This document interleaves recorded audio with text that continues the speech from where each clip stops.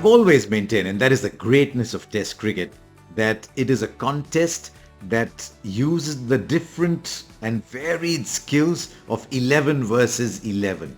And yet within those, there's always key players who determine which way the team is going to go. They play well, they carry all the others along with them. And that's why I thought I'd look at some key players on either side. Everybody's important, as you know, in it. You want to win a marquee test series. But amongst that, I've picked some. Now, I still pick two. I've taken a few liberties, I'll tell you about that. Still pick two. And to me, there's no doubt that the two key players for India in this series are Ashwin and Jadeja.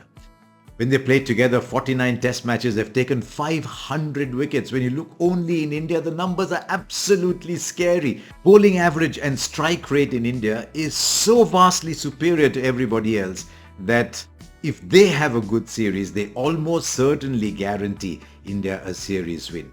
But one factor that's going to be tested in this series is they're not getting younger.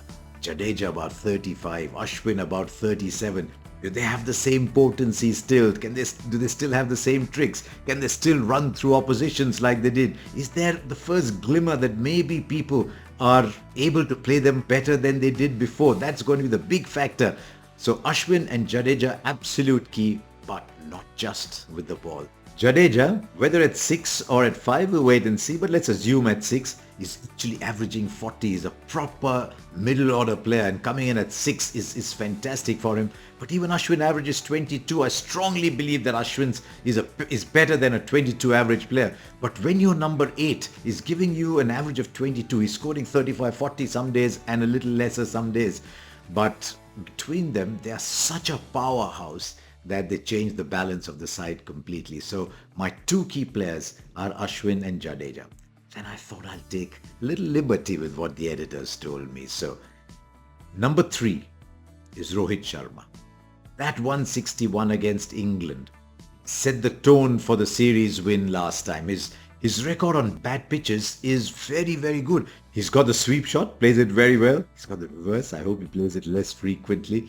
But he loves coming down the wicket to the spinners, loves going over long on, long off. If the faster bowlers come at him, I think Mark Wood will have a role to play. He likes the pace on the ball as well. So Rohit Sharma, as an opening batter and as a captain, as a key player, also remember that around him are two very young players. Yashasvi Jaiswal is very raw. As a left-hander, he's got a big role to play, but he's still very raw.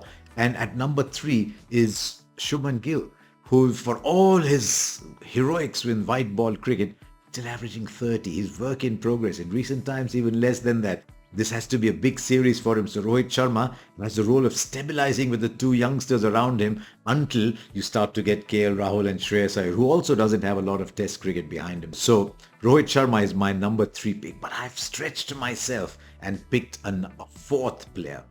I think Jasprit Bumrah is going to have a huge role to play in this series. We often say when we go abroad and India's batters are going out to face the new ball that their job is to ensure that the middle order doesn't get to face the new ball. I think Bumrah's role in this series is going to be to ensure that when the spinners come on, they sometimes come on very early, that they're not up against set batters. And so the breakthroughs with the new ball, whether it's Bumrah or Siraj, but largely Bumrah, are going to help the spinners come along. Bumrah gets wickets at the top, it becomes a lot easier for the spinners to then generate match-winning positions. So I think Bumrah is a key player. So those are my 4 key players. Now what about England? I picked one, Joe Root. Then I said, what else?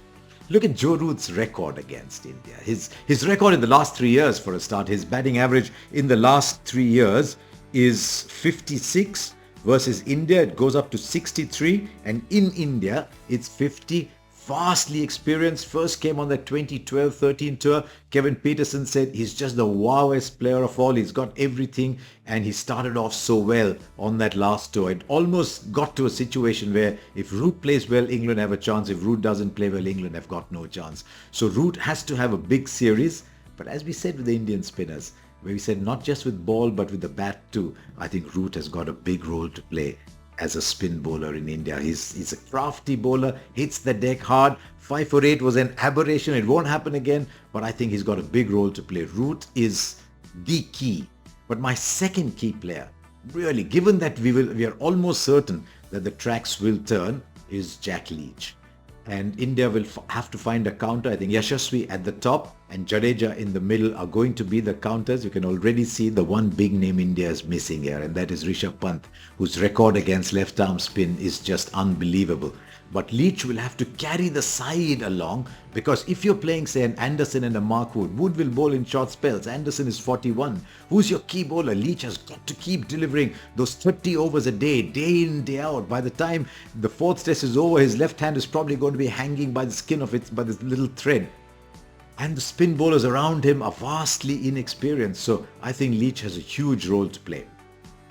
Now I sneaked in a third name with India. My third name is Ben Stokes. His record on the subcontinent against off-spin bowling isn't very good, but he determines how England play. When the chips are down, there are very few better players in the world than Ben Stokes. Can he do that in India? Can he determine the way this game is going to go? If they go 2 games down, are they going to continue coming hard, even if that is the situation? So I think Ben Stokes as captain, as this solid middle order player who's probably the best player after Joe Root, is going to be a huge factor in this series.